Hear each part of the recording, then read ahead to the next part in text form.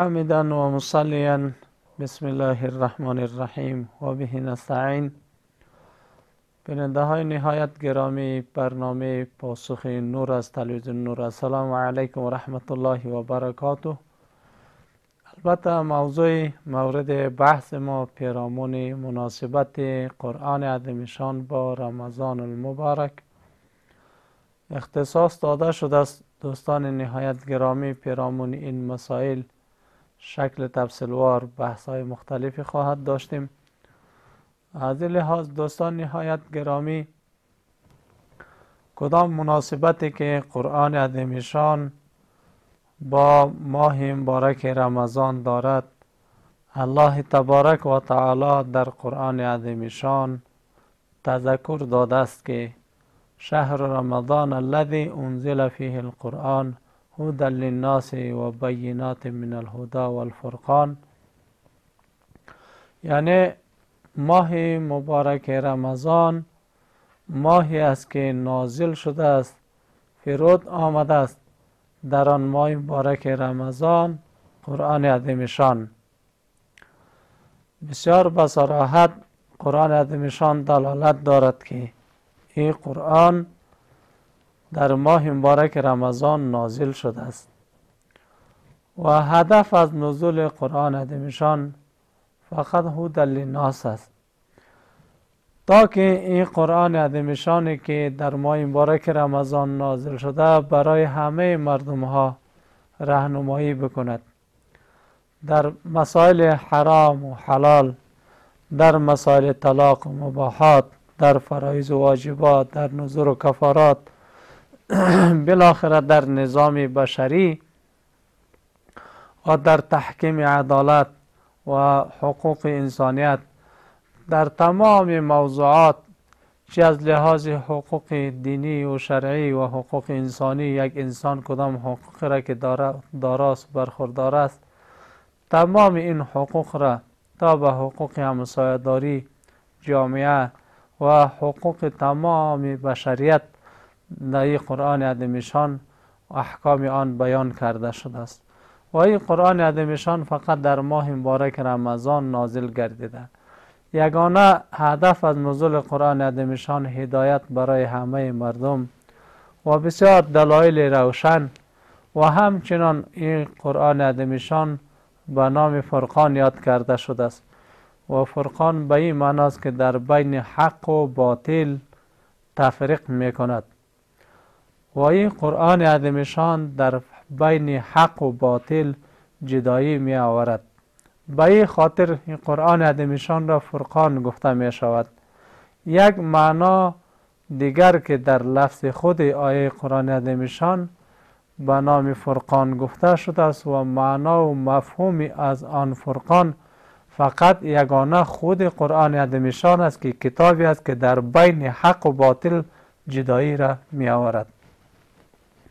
بنابراین دوستان نهایت گرامی، این بود که مناسبت قرآن عظیم‌شان با ماه مبارک رمضان. دوم، مناسبت روزه ماه مبارک رمضان با قرآن عظیم‌شان و یا شفاعت قرآن عظیم‌شان یک نوع مناسبت دارد با شفاعت روزه ماه مبارک رمضان. دوستان نهایت گرامی، به خاطر این که در قرآن عظیم‌شان قبلا مناسبت نزول قرآن را با ماه مبارک رمضان تذکر داده شد و اکنون مناسبت خود قرآن عظیم‌شان با روزه ماه مبارک رمضان که این هر دو، یعنی قرآن عظیم‌شان و روزه ماه مبارک رمضان، هر دو در میدان محشر از انسان‌ها البته شفاعت و سفارش میکنند. قرآن عظیم‌شان این دلایل را به پیشگاه پروردگار پیش میسازد و این دلایل را عرضه میسازد که این شخصی که قرآن خوانده است و این قرآن مانع خواب شیرین آن شده است و این قرآن عظیم‌شان که باعث شده است که بستر گرم را متروک قرار بدهد و ترک بکند، تمامی این خواهشات نفسانی را پشت سر گذرانیده و تلاوت قرآن عظیمشان کرده. پس بنابر همین دلیل بزرگترین شفاعت کننده هم در میدان محشر قرآن عظیمشان است که از خواننده قرآن شفاعت میکند و همچنان روزه رمضان از روزه‌داران شفاعت میکند. سوال داریم، البته خواهر عزیز مریم از کندوز، روزه را با چی افطار کنیم بهتر است؟ خواهر عزیز بسیار سوال عالی را مطرح کردن. یعنی روزه را با کدام چیزها افطار بکنیم بهتر است و یا سنت است؟ کدام چیزهایی که افطار کردن روزه با آن اجر و ثواب و پاداش بیشتر دارد؟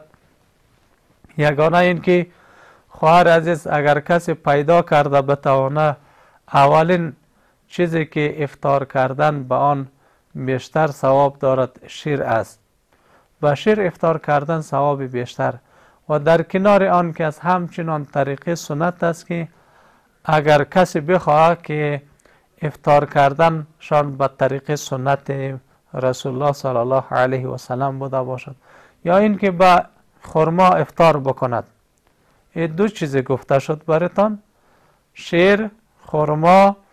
بار سیوم چیز را که گفته میشه اگر احیانا شیر پیدا کرده نشد خفتا و همچنین خرما هم دریافت نشد، جایی بود که خرما در دسترس قرار نداشت و از بار سیوم با آب افطار بکنه بهتر است. و اگر بالفرض و تقدیر آب را هم پیدا کرده نتواند، با هر چیز حلال که افطار بکند درست است. ولی سه چیزی که در مقدمه نام گرفته شد فضیلت آنها بیشتر است. اول شیر، دوم خرما، سوم که است آب. با این سه چیز باید هر یکی آن قسمن که شکل فرسوار گفته شد هر یک را درجه بر درجه در نظر باید گرفته شود. دومی که یک مسئله دیگه هم این مسئله است که کسی که میخوان که روزه را افطار بکنن نهایت کوشش بکنن که روزه را به یک چیزی از حرام افطار نکنند. روزه را به نسوار افطار نکنه، روزه را به سیگرت افطار نسازه، به خاطر که چیزهایی است که شامل حلال نیست. اگرچه مسئله مکروهیت آن را در کتاب ها گفته اما حلال نگفته بلکه مکروه گفته، پس از جمله حلال بیرون است. از این لحاظ به چیزهایی که او حرام بوده باشه به او نباید که روزه مبارک را افطار بسازد.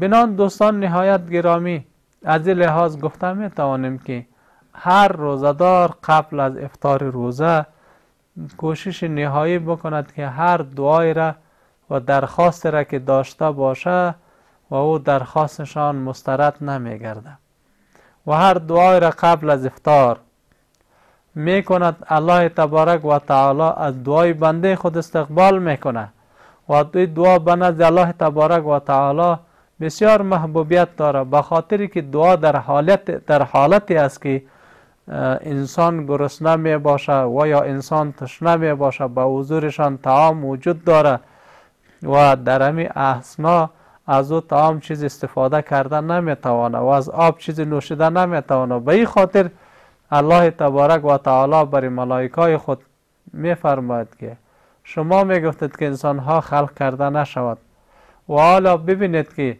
به شکم گرسنه در به حضور طعام چیز نمی خورد، به خاطر چی؟ فرمان برداری از پروردگار خود. از این لحاظ دوستان نهایت گرامی، پس بنان افطار کردن روزه به می چیزهای متذکره البته بهتر است. باز هم دوستان نهایت گرامی، بحث ما پیرامون موضوعاتی که در برنامه تذکر داده شده است، البته یگانه موضوعات بسیار مهم این بود است که مناسبت قرآن عظیمشان با ماه مبارک رمضان و یا مناسبت قرآن عظیمشان با روزه مبارک رمضان.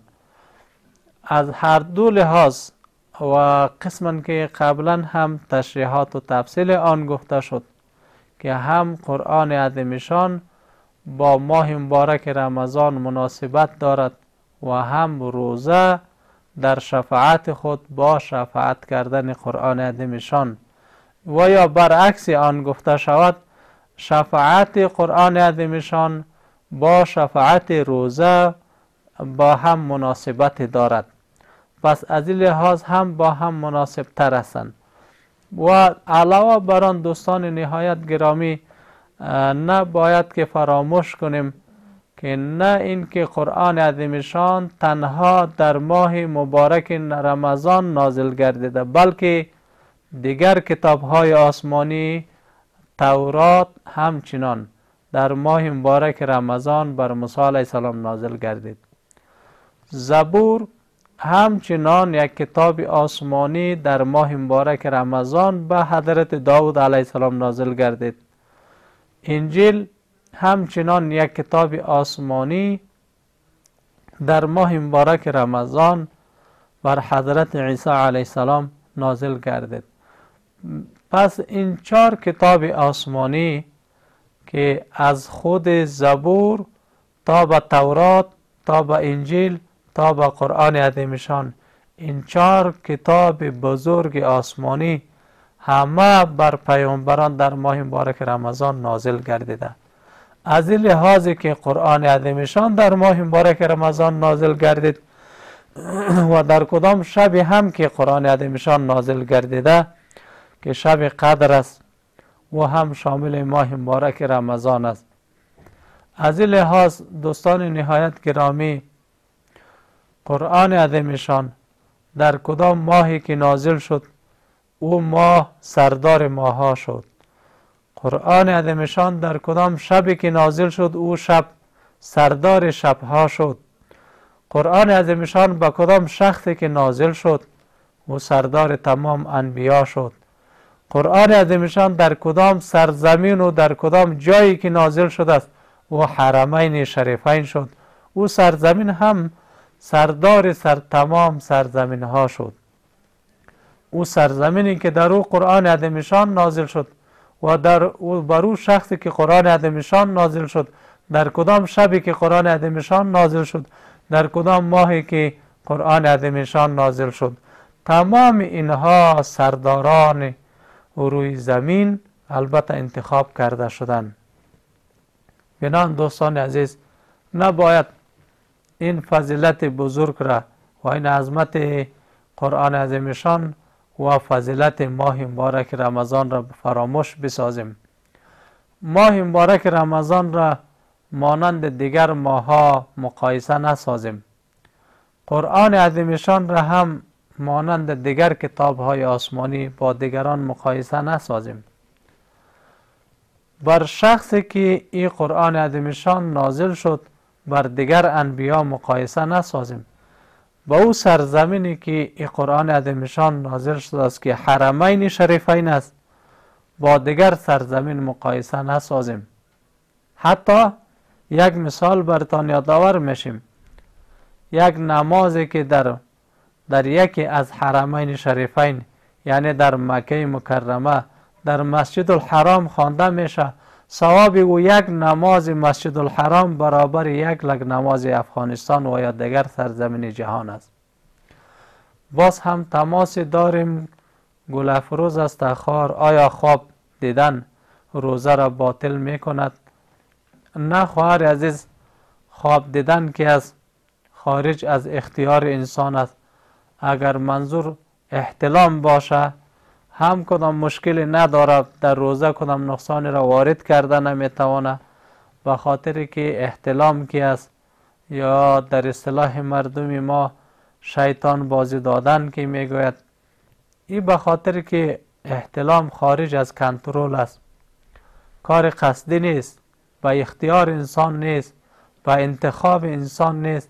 انسان در خواب همان قسمی که تقریبا خواب نیمه از مرگ است، انسان هیچ نوع اختیاری نداره. از این لحاظ گفتم می توانیم که خواب دیدن و یا احتلام هر دویشان به روزه هیچ نوع نقصان را وارد نمی سازد. و اگر خواب دیدن به گناه های مختلف بوده باشد، اولا خواب به 3 گونه است.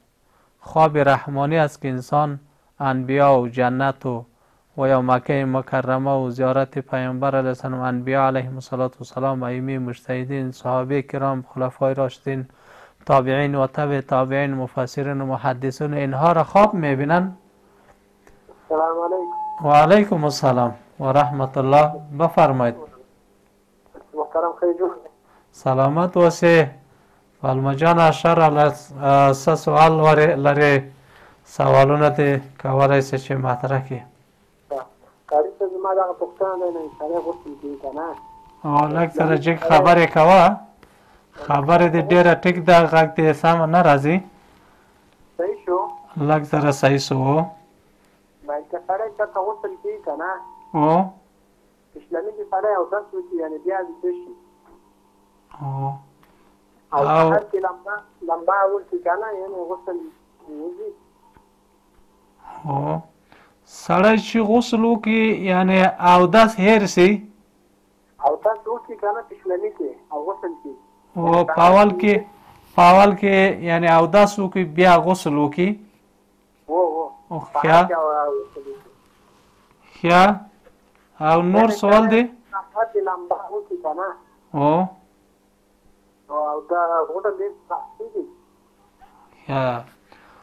په اوبه کې چې لمبې وهي،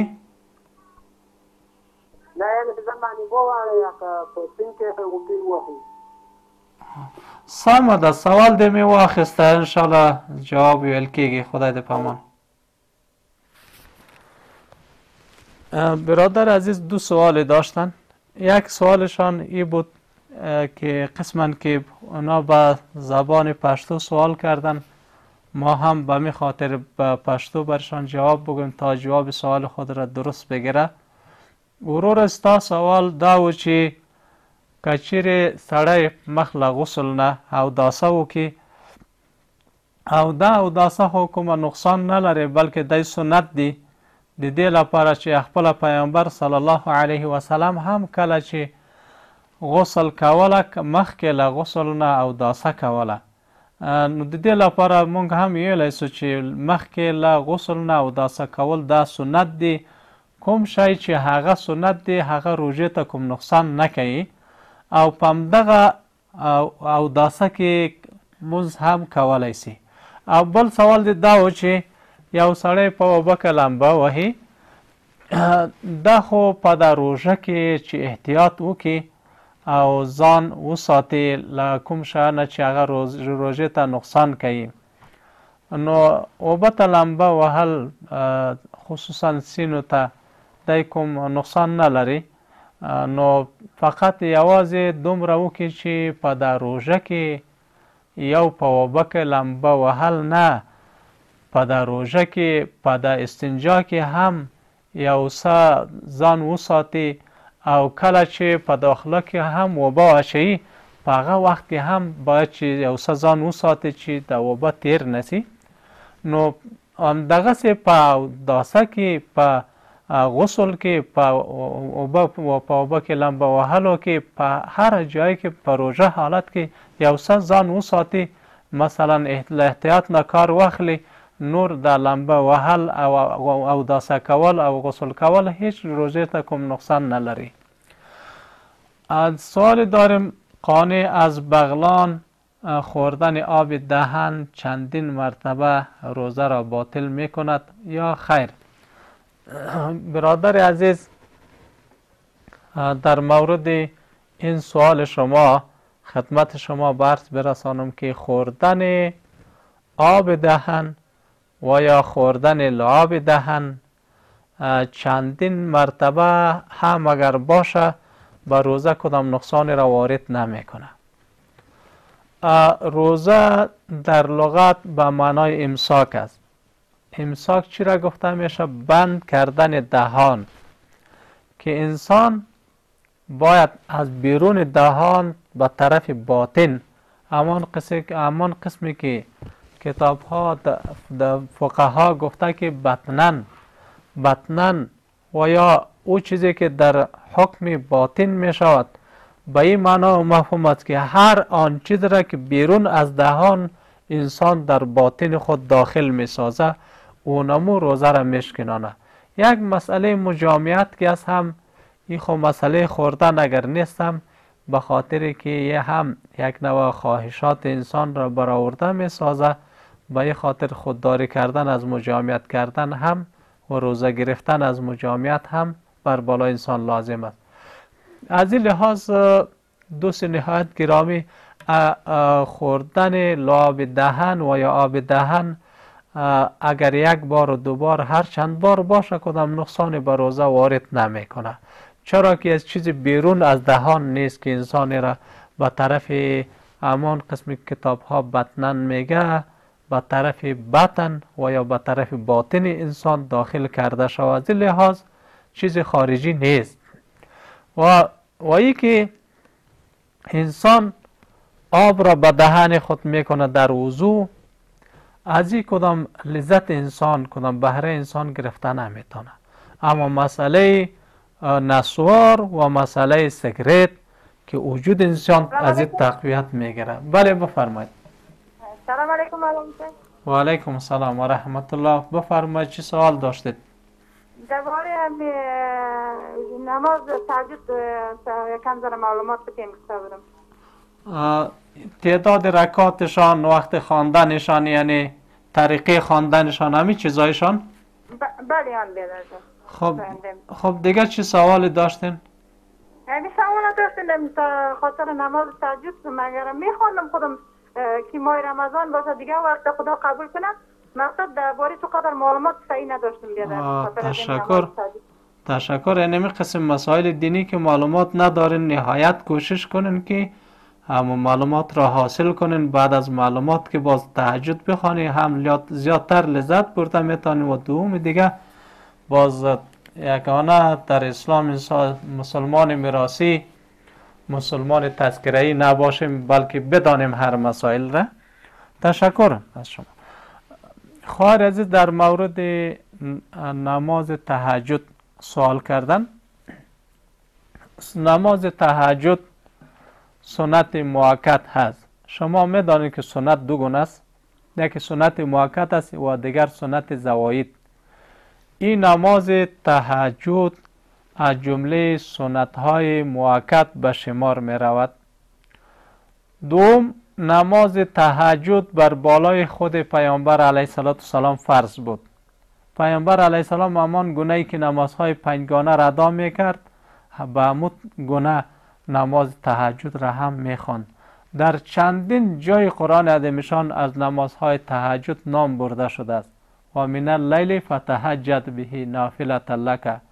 این هم یکی از اشاره های است که به نماز تهجد در قرآن عظیمشان شده. یا ایها المزمل قم اللیل الا قلیلا. این هم اشاره بر نماز تهجد شده.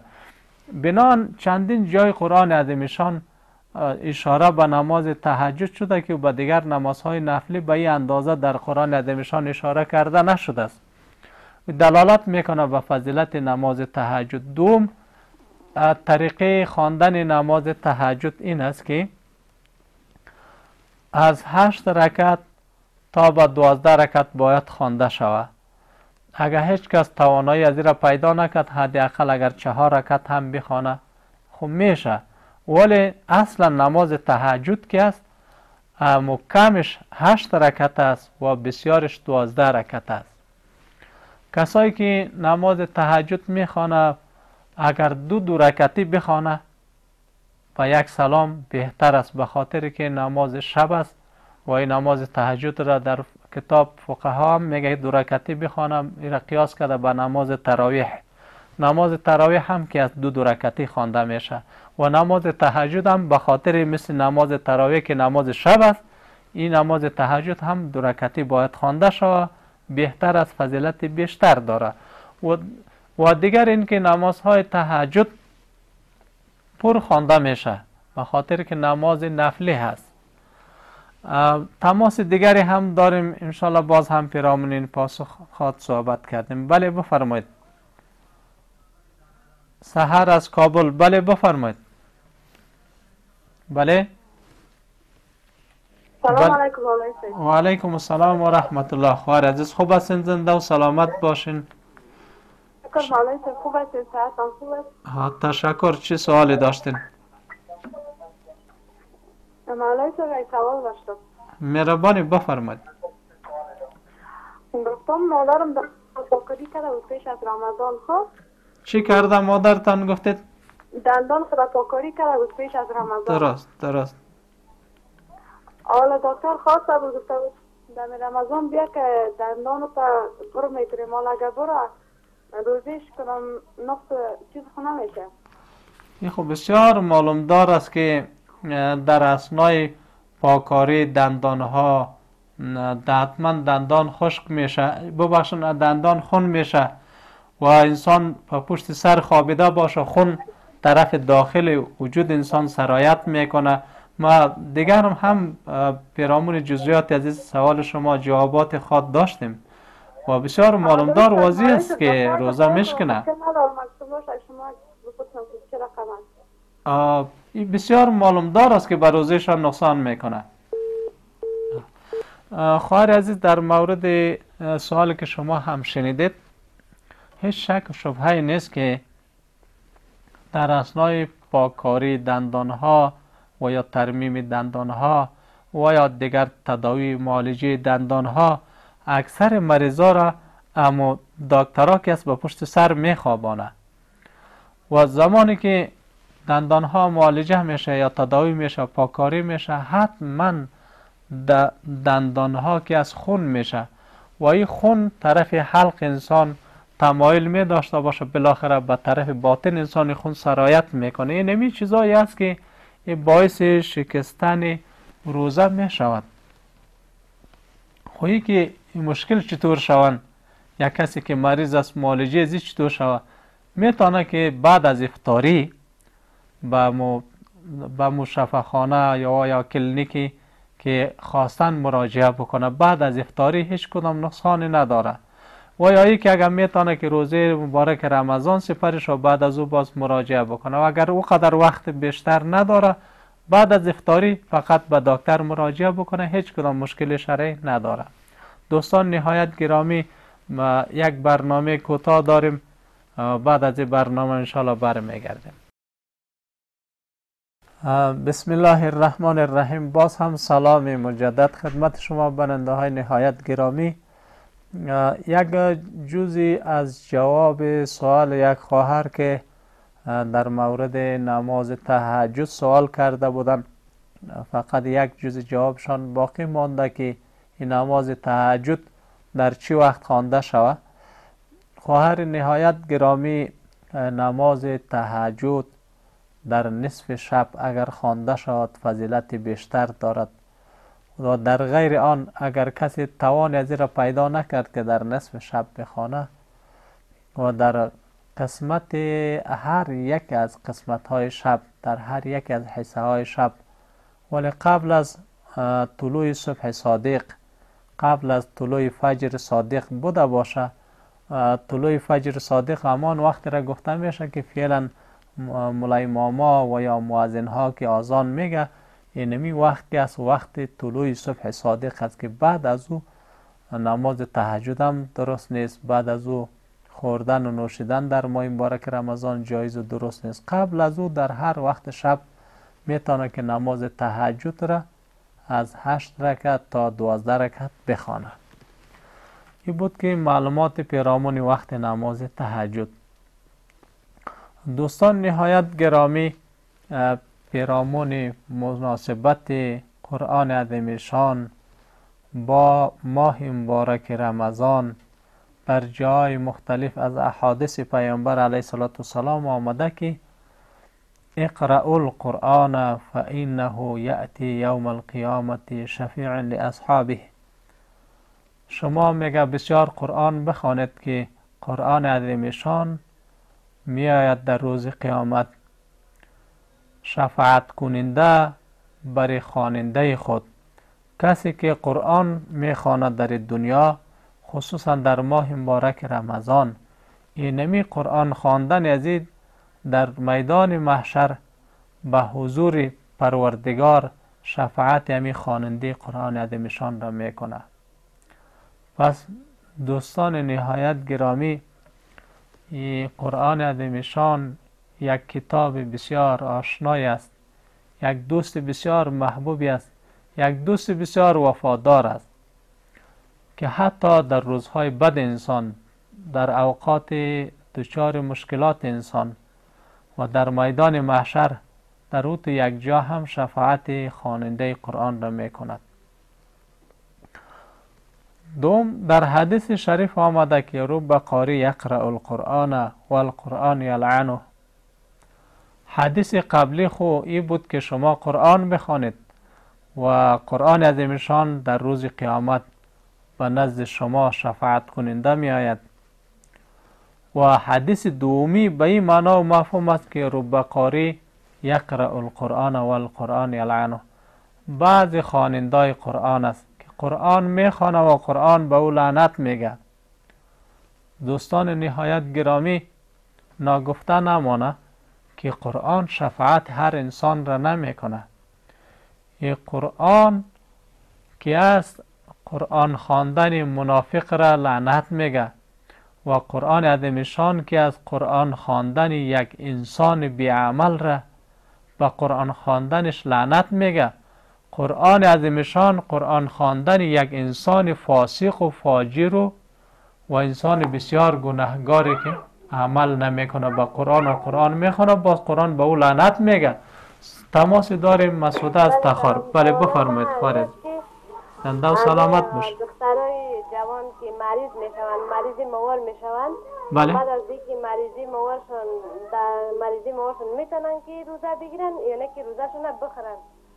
درست. یک سوال داشتید؟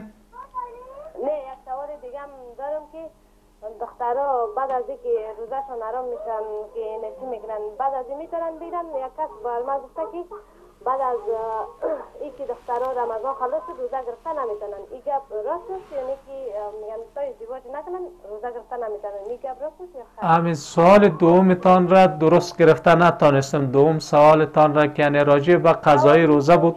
این بود که همین دخترها وقتی که مریض میشوند، بله. مریضی موار میشوند، بعد از اینکه چی میکنن رمضان ختم میشوند میگن همین پس روزه قرضیشون بگیرن. این بعضی کسا میگه که نمیشود، دختران نباید روزه بگیرن. این گپ راست است یا خیر؟ یعنی بعد از سپری روزه ماه مبارک رمضان، بله، قرضی که مریضی موارشون بود پس دوباره بگیرن یا خیر؟ درست گرفتیم سوال را. تشکر. سلامت باشید. سلامت باشید. خداحافظ ناصر. خواهر عزیز بسیار سوال مهم را مطرح کردن.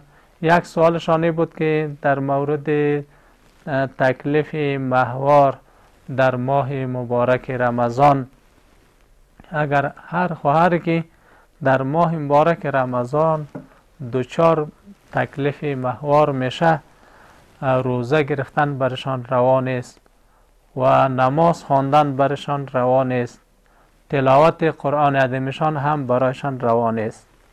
یک بار تکرار میکنیم، از کسی که دچار تکلیف ماهوار میشه، شروع از تلاوت قرآن عظیمشان که برشان روا نیست که قرآن بخوانه و روا نیست که نماز بخوانه، همچنان روا نیست برایشان که روزه ماه مبارک رمضان را بگیره.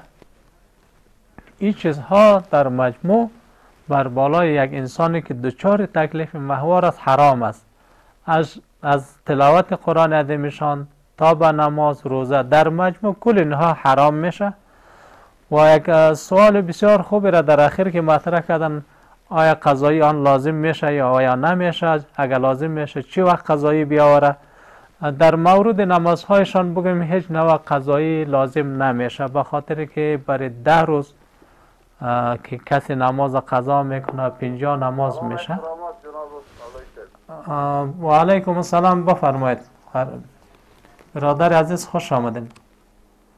سلامت زنده باشی جناب مولوی صاحب. میخواستم در مورد نجیب الله از کابل تماس گرفتید درست؟ بله از کابل. مهربانی چی سوالی داشتید؟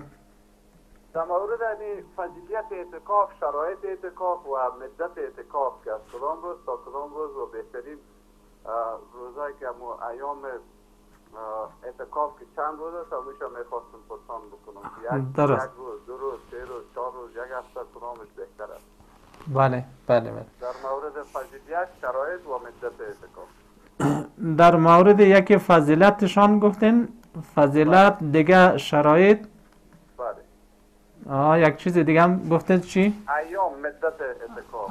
درست. در مورد ایامش حتما معلومات داده میشه. تشکر از سوال شما. تشکر.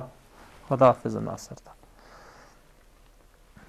در مورد قضای روزه، خواهرانی که گفتن که دچار تکلیف ماهوار میشن، قضای روزه بر بالایش لازم میشه. یک نمازها را گفتیم قبلا که قضای نمازها لازم نمیشه، از خود دلایل داره، اما قضای روزه بر بالایشان لازم میشه. فقط بعد از سپری روزه ماه مبارک رمضان هر وقتی که قضای این روزه را می آورن درست است و رواست و جایز هست. اما فرصت زیاد انسان چون نمی داشته باشه، هیچ انسان باید متیقن نیست که تا چند سال انسان زنده می باشه. بهتری است که هر وقت که فرصت پیدا میشه بعد از سپری ماه مبارک رمضان قضای روزه را بیاورد و هر قدر روزی که او را از پیشش خورده شده اون قدر روز را قضایی بیاره، کفاره نداره. تماس داریم محجوبه از هرات. بله خواهر عزیز بفرمایید. خوش آمدید به برنامه. چی سوالی داشتید؟ تشکر. نمی سوال و جواب همراه شما مردمای هراتی، چون به می لهجه تا نقدر آشنایی نداریم، یک کمی به مو لهجه های عمومی شما صحبت بکنین. ما هم همون لهجه که در داخل خانواده خود اگر صحبت میکنم ولی به مو لهجه با مردم صحبت کنم و حرفای ما را نمیفهمه. شما هم یک کمی عامیانه صحبت بکنین که سوال شما را درست بگیریم. همین هفت روز نه یک عادت مریضی نبود. 7 روز من مریض شدم، پاک شدم. باز امروز روز 8م بود. با سرکله خوبی شدم، روزه گرفتم. باز همین که لکه بینی بریدم. آره روزه صحیح عالیه.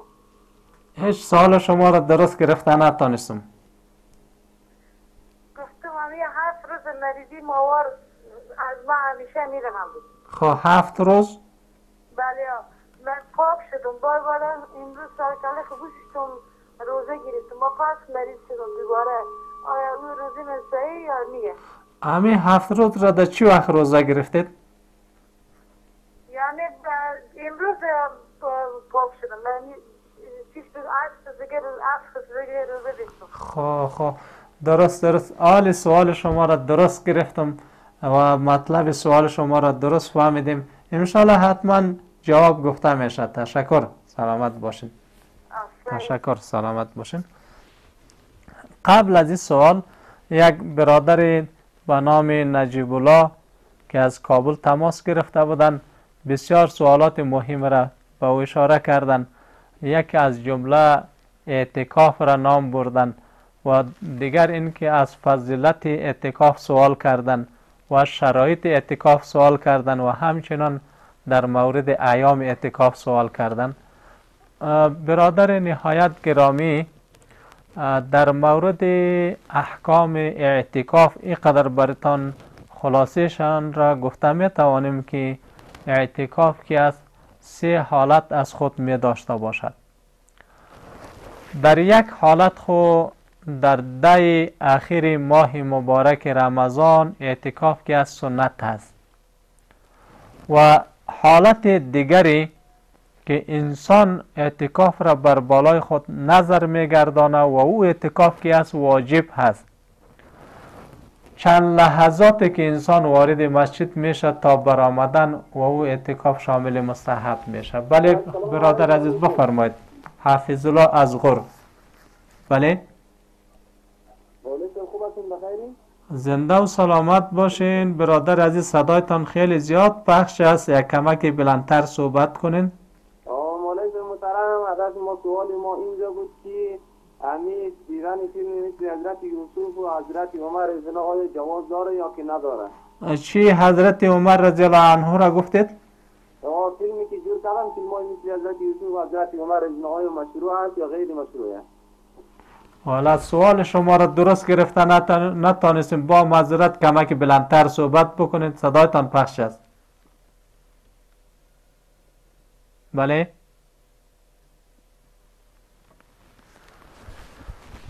به هر حال از تایی که جواب برادر قبلی را تمام بسازیم، دوم در مورد فضیلت اعتکاف، یک شخصی که اعتکاف میشنه اینقدر الله تبارک و تعالی برش ثواب میده. فضیلت اعتکاف را براتان میگم. مثل که یک انسان حج فرضی و حج عمره هر دو را انجام بده، پس اینمی اعتکاف نشستن و ثواب برای شخص معتکف این قدر است که مثل که یک حج فرضی و عمره را هر دو را انجام داده باشه، خدا اینقدر ثواب و پاداش برش میدهد. شرایط اعتکاف این است که برادر عزیز در حالت اعتکاف خارج از ضروریات اشد انسانی نمیتونه که قصه های افسانه را بخوانه، نمیتونه که مجامعت بکنه.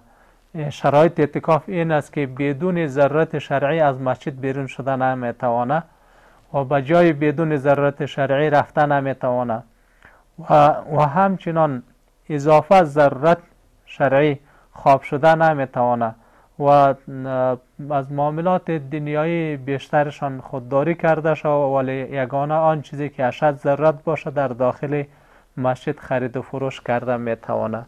در غیر آن از مجامعت و بعضی ضرورت غیر حاجت شرعی انسانی خودداری کرده شود. ایام اعتکاف را سوال کردن که ایام اعتکاف این است که در بعض روایت ها آمده که پیامبر علیه السلام 1 ماه هم اعتکاف نشسته. در بعض روایت ها آمده که پیامبر علیه السلام 15 روز را اعتکاف نشسته و در بعض روایت های دیگر حدیث آمده که پیامبر علیه السلام 10 روز آخر ماه مبارک رمضان را اعتکاف نشسته. 3 روایت شد.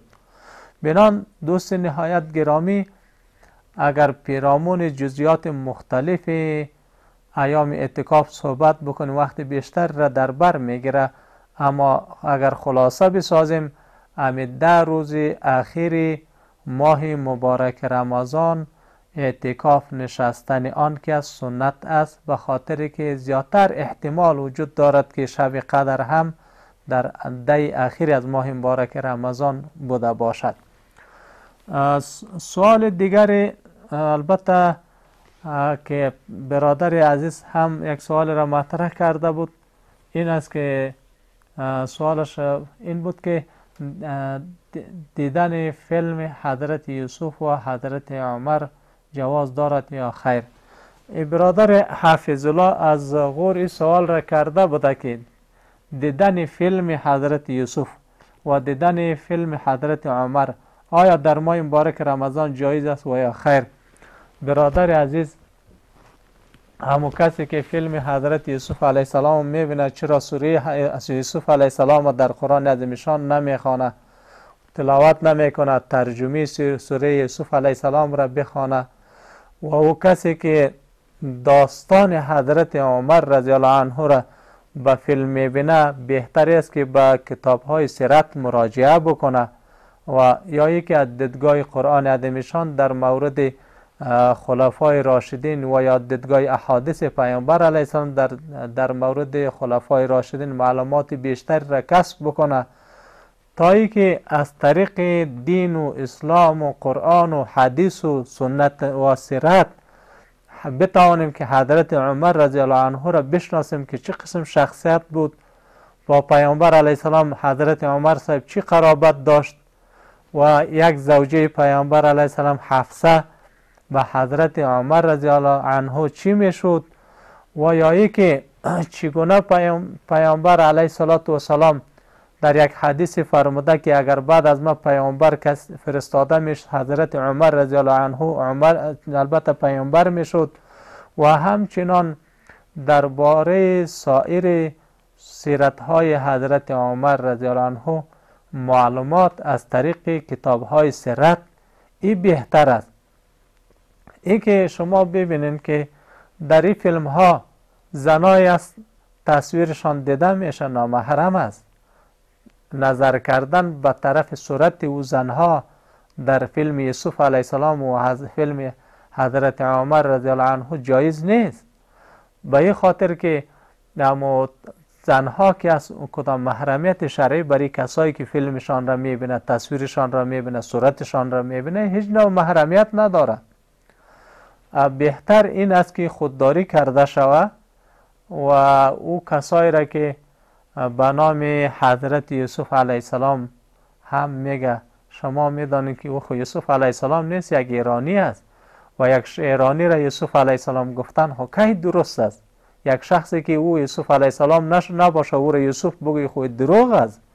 و در عین حالی که یک کلمه دروغ از انسان صادر میشه، بنان نظر به این دلایل کار خوب و درست نیست. بهتر این است که معلومات در مورد یوسف علیه السلام از همون سوره یوسف علیه السلام در قرآن عظیمشان به دست آورده شود و معلومات در مورد حضرت عمر رضی الله عنه فقط از تاریخ خلفای راشدین و از کتاب‌های سیرت معلومات به دست آورده شود. سوال دیگری داشتیم در مورد خواهر عزیز محجوبه از هرات. سوال را کرده بودن، البته از چند روزی گذشته روزه ماه مبارک رمضان را روزه گرفتن، بعدا احتمال است که دچار تکلیف ماهوار شده باشه. خواهر عزیز همان قدر روزی از روزه ماه مبارک رمضان را که در حالت صحت روزه گرفته درست است، کاملا صحیح است، هیچ مشکل شرعی هم ندارد. اما روزهای بعدی را که شما دچار تکلیف ماهوار شدن و یا کسی دیگری دچار تکلیف ماهوار میشوند، هیچ به روزه قبلشان کدام نقصانی وارد نمیکنه، اما بعد از روزهایی که دچار تکلیف ماهوار میشه آدم روزها را نمیتونه که روزه بگیره. اگر 3 روز است و یا 5 روز است و یا 10 روز دارای تکلیف ماهوار می باشه، و اما تکلیف ماهوار 10 روز بیشتر نمی باشه، از 3 روز کمتر نمی باشه، همین قدر روزها را نمیتونه که او را روزه بگیره و یا نماز بخوانه. و هر وقتی که بعد از گذشت این ایام تکلیف ماهوار صحت پیدا کردن، باز میتونه که به می روزه ماه مبارک رمضان خود ادامه بده. روزهایی که قضا کرده بعد از ماه مبارک رمضان هر وقتی که میتونه او روزها را قضایی بیاوره.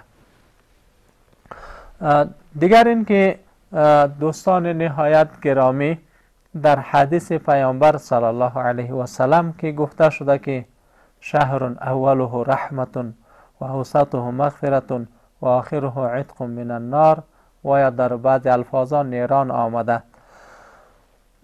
این اشاره به این است که 10 روز اول از ماه مبارک رمضان روزهای نزول رحمت پروردگار است، یعنی اوقات روزهای نزول رحمت پروردگار، و 10 روز اوسط و یا میانه ماه مبارک رمضان روزهای مغفرت است.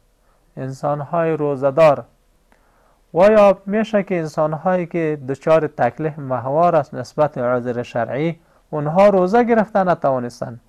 یک انسان مریض میشه روزه گرفتن نمیتونه، یک انسان مسافر میشه روزه گرفتن نمیتونه، اونها هم امید است که شامل این حکم بوده باشه در 10 روز میانه ماه مبارک رمضان که روزهای مغفرت است، انسانهای گناهگار مورد مغفرت و آمرزش پروردگار قرار میگیره و این برای انسانها یک چانس است.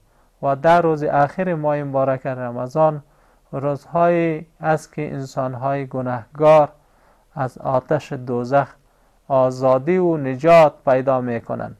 بنان دوستان نهایت گرامی، برای همه انسانهای مومن این ماه مبارک رمضان یک چانس بسیار بزرگ است. کوشش کنیم که چانس را دست ندهیم، خصوصا چانس دیگری که در این ماه مبارک رمضان وجود داره و شب قدر است. تو یک شبی که الله تبارک و تعالی آن را در قرآن عظیمشان خصوصا در سوره فرقان شب مبارکه گفته است، یعنی یک شب بسیار با برکت است. این دیگر چانس بر انسان هست. و ای که یک فرض را که در ماه مبارک رمضان کسی انجام میده، مثل 70 فرضی که در غیر ماه مبارک رمضان انجام داده شود. و یا اینکه یک کسی به یک خصلت خیر تقرب حاصل میکنه، مثل که یک فرض را در غیر ماه مبارک رمضان انجام داده باشه. بنان این فضیلت هاست که مخصوص و ویژه ماه مبارک رمضان است. و دیگر این که بعضی از خواهرها در مورد نماز تراویح هم مشکلات دارند. بسیار زنها خصوصا در شهر کابل به سن پیری رسیده گفتم ما تا هنوز نماز تراویح نخواندیم. بسیار جای عجیب و غریب سوال در اینجا مطرح میشه که در کشور اسلامی هم زندگی بکنی، فقط بگوی که ما در اول نمبر مسلمان هستیم. اگر بگویم که دویم نمبر هم بگویم که خفه میشه، میگه نه اول درجه مسلمان هستیم. خب این اول درجه مسلمان تا هنوز نماز تراویح را نخوانده. اگر بگویم که در بندگی الله تعالی هم اول درجه هستیم، اگر بگویم که دویم درجه قبول نمیکنه، میگه نه اول درجه بندی الله هستیم. اگر بگویم که دوم درجه امت رسول الله، خب باز هم قبول نمیکنه، میگه اول درجه امت رسول الله صلی الله علیه و سلم هستیم. خوی بندی الله و امت رسول الله تا هنوز نماز تراویح نخوانده در عمر خود. بنان با عرض معذرت بیننده های نهایت گرامی، در یک کشور اسلامی کسی که زندگی میکنه به مسائل دینی نمیدانه، سوال هم نمیکنه، پرسان هم نمیکنه، در روز محشر مسئولیت داره. فقها در این مورد بسیار احکام واضح را گفته که روز محشر از این انسان سوال کرده میشه که در یک کشور اسلامی قرآن بود، شریعت بود، اسلام بود، علما بود، دین بود، تو چرا معلومات در مورد حاصل نکردی؟ و اگر در کشور دارالحرب باشه، کشور کفری باشه، با وجودی که فعلا اینترنت هم خیلی زمینه ها را مساعد ساخته، اگر چنین اسباب وسایل وجود نداشته باشه، یک کسی ایمان میاره و دیگر وسایل و اسباب را در اختیار نداره، صرف در کشور کفری زندگی میکنه، چون اونجا اختیار نداره، وسایل نداره و اگر اسبابی نداره، روز محشر از انسان سوال کرده نمیشه. بنان در مورد نماز تراویح این سنت موکد بر بالای مرد و زن مسلمان سنت است. ای که پیامبر علیه السلام به جماعت خوانده نماز تراویح را، اگر کسایی که خانم هایی که به مسجد رفته نمیتوانند، میتوانند که بدون جماعت این نماز تراویح را بخوانند، بدون جماعت نماز تراویح بخوانند. بنابراین بر انسان یک چانس بسیار بزرگ است.